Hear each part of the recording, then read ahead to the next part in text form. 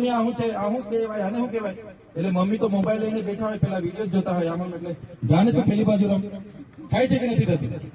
આ પરિસ્થિતિ છે. મમ્મીને કઈ કામ કરવું હોય એટલે પેલા છોકરાને મોબાઈલ પકડાઈ દે, તું રમતો થશે, અમે પેલું કામ કરીને આવું. થાય છે કે નથી? છોકરાને ઉલટાનો મોબાઈલ આપી દે, નાનો પોયરો રોડતો હોય ને કે ભાઈ તું પકડ, આ અમે પેલું કામ બતાવી. પછી આપણા લોકો ફરિયાદ કરે, અમારા છોકરા કાઢતા નથી. જ્યાં બે સાહેબ તમે કઈ કરો ને, આ જીવાની આનું કઈ કરો. હવે અમે શું કરવાનું? આપણે તો બધા ટેવ પાડેલા છે કે નથી?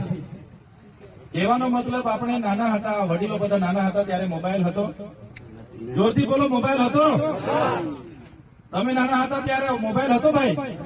ઇન્ટરનેટ હતું? ઓનલાઈન શિક્ષણ હતું? ઓનલાઈન ગેમ રમતા હતા? ફેસબુક ને ટ્વિટર ને ઇન્સ્ટાગ્રામ હતું? કઈ નતું. આજે બધું જ છે. તો એના સારા ફાયદા પણ છે, એનું નુકસાન પણ છે, પણ સારા ફાયદા તરફ વાળવાની જવાબદારી આપણી છે. આપણા બાળકો સાથે બાળક બનવાની જવાબદારી આપણી છે. હવે આપણા બાળકને ક્યારે આપણે સાંભળતા જ ના હોય ને પછી એની ફરિયાદ આપણે કરીએ તો કઈ રીતનું ચાલશે? એટલે હમણાંના જનરેશને બધું થોપી બેસાડવાનું ચાલવાનું નથી. એમને કામ આપણે હોપીશું તેટલું કામ એ કરશે.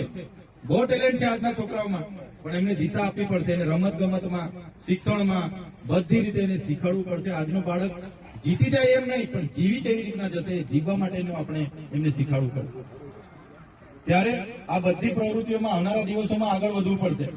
અમે ઘણી વાર કહીએ છીએ કે આપણા જુવાનીઓ આખી રાત ના છે સવાર સુધી, તો કેટલાક કહે કે ના આવું નહીં બોલવાનું તમારે અમારા વિશે, પણ જે છે તો કેવું પડે કે નહીં? ત્યારે આપણી સંસ્કૃતિ પણ આપણે બચાવવી પડશે. આજે તો અહીંયા લગ્ન હોય, બેન્ટ વાગતી હોય, તો હમણાં તો છોકરીઓ બધી ખભા પર ઉભા ના છે, પિસ્તોલો પીને, એવું બી થાય છે ને અમુક જગ્યાએ. તો આ આપણી સંસ્કૃતિ છે ભાઈ, આવી સંસ્કૃતિ છે આપણી. આગળ આવું કરતા હતા તમે દાદા લોકો? નહોતા કરતા ને? તો એને દિશા આપવાનું કામ કોનું છે ભાઈ? આપણું જ છે. આપણા યુવાનો બગડે છે, આપણી દીકરીઓ બગડે છે, તો કોની જવાબદારી છે? તો આ આગળ બેઠેલા લોકોની પહેલી જવાબદારી છે, પછી જવાબદારી નીચે બેઠેલાની છે.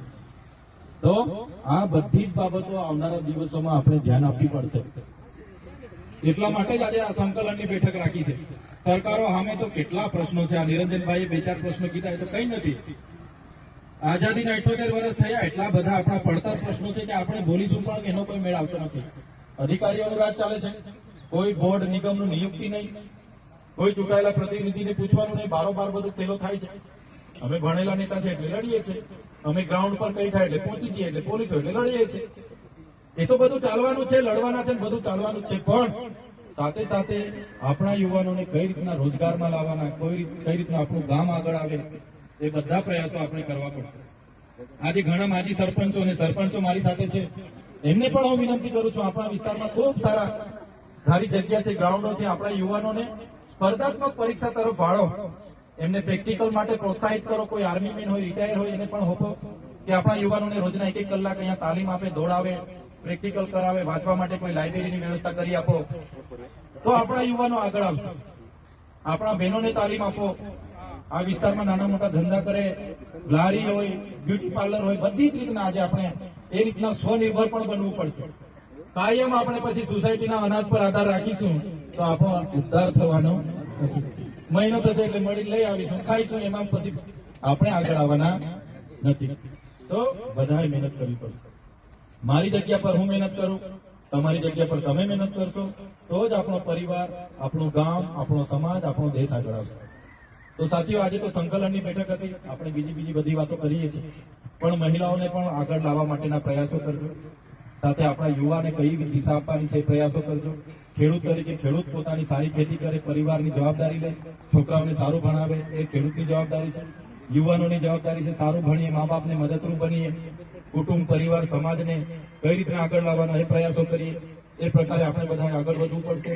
સાથે સાથે જે પણ યોજનાની મેં માહિતી આપી છે, કોઈને પણ કોઈ પણ પ્રકારની યોજનાની માહિતી અને એના ફોર્મ ઓનલાઈન કરવાના, એની અરજી કરવાની, એનો લાભ લેવાનો, તો આ મંચસ્થ ઉપસ્થિત તમે બધા જ આગેવાનો છો, આગળ પણ આગેવાનો છો.